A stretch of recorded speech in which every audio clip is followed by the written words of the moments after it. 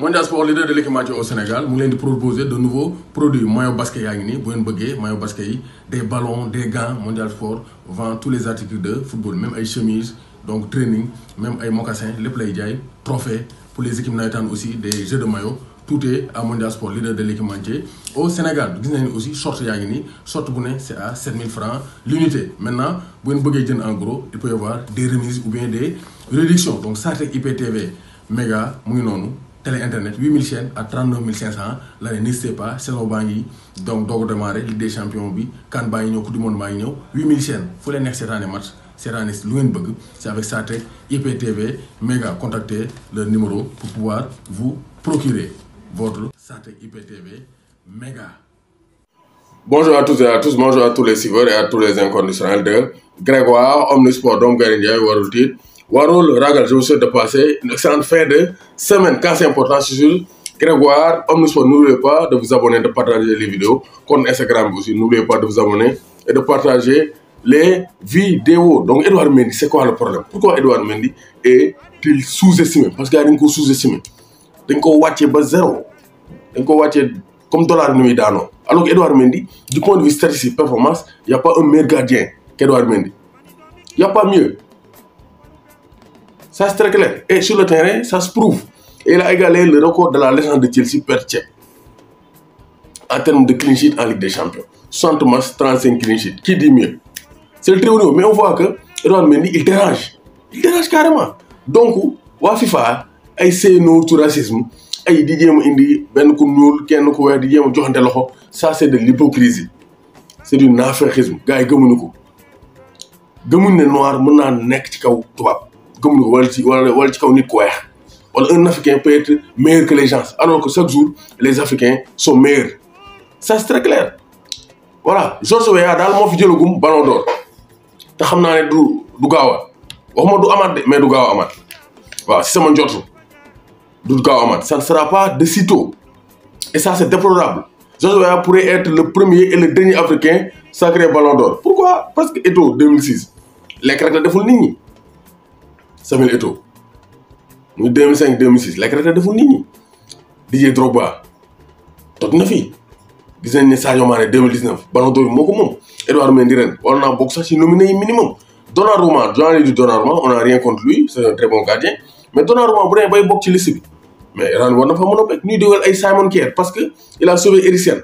Alors que tu laisses le sportif. Ballon d'or, c'est d'abord le sportif. Le ballon d'or. On regarde d'abord les performances. Donc, il y a des gens qui sont le ballon d'or. Moi, je pense que les Sénégalais, ils ont dit qu'ils ont dit bari. Wow, et ça, en 2019, nous avons fait une campagne. Nous avons fait une statistique molaire. Nous avons Messi, Van Dijk, Jack Cristiano Ronaldo. Alors que ça, nous avons fait l'année. France Football, nous avons éliminé. Mais des explications surréalistes. Edouard Mendy est l'adjectif d'un jour à l'ascension supersonique. Il a accompli une saison 2021 exceptionnelle, mais elle ne vient pas après 5 années exceptionnelles.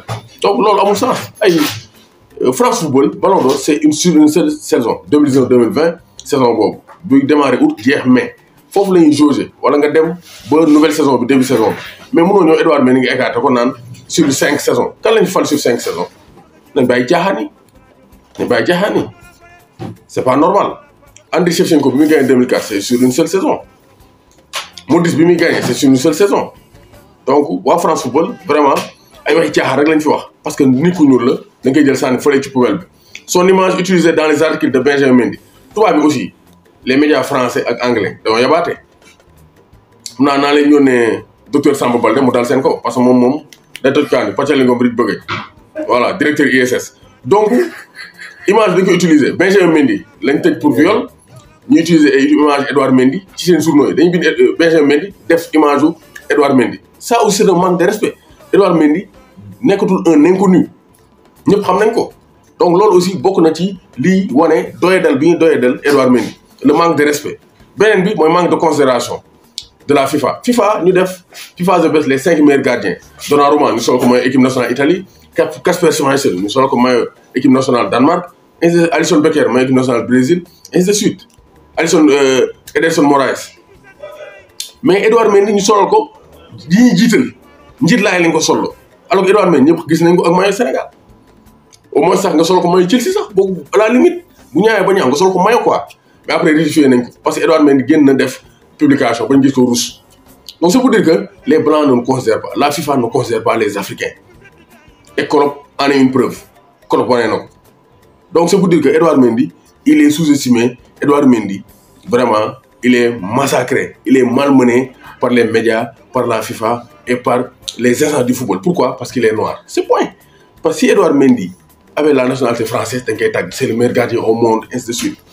L'hypocrisie dans le football defoon naa ci vidéo ne l'hypocrisie dans le football dafa war a jeex mais du mus a jeex parce que ni ñu war a xeexal du ñu xeexal. Infantino bu fekkee day jógee FIFA ñëw tànnal ñu ñëw fexe ba Augustin Senghor retiré candidature am CAF ñu fal Mostafa mi nga xam ne mosul gagné fédération sud-africaine de football parce que am na milliards ñu fal ko fa. Amar ñu jël ko teg ko fa parce que Pantin na mën ko manipuler ba nga soxlawulee ñu taxal ay pot dàq ko nga xam ne Afrique on est malheureux nous sommes malheureux def nañ CAN en juin amul benn problème saison bi jeex na amul problème joueurs yi joué ñu ñëw parce que FIFA dafa bëggoon def coupe du monde des clubs 2021 mu indiwaat CAN bi janvier bi y a des problèmes libération des joueurs blessures yi c'est un problème donc CAF on n'est pas indépendant parce qu'on n'a pas des dirigeants qui veulent se battre pour l'Afrique. Les dirigeants ne sont là que pour leurs intérêts et ça c'est le plus grand mal moo tax gars yi yàpp ñu bu la agresseur yàbbee ci doxin bala xaayar ku dégg séeréer donc Gaynde Njaay warul tiit warul ragal. Edouard Mendy mérite beaucoup plus de respect parce que actuellement c'est le meilleur gardien au monde si on damay yónnee Samba Baldé mu dal seen ko waa FIFA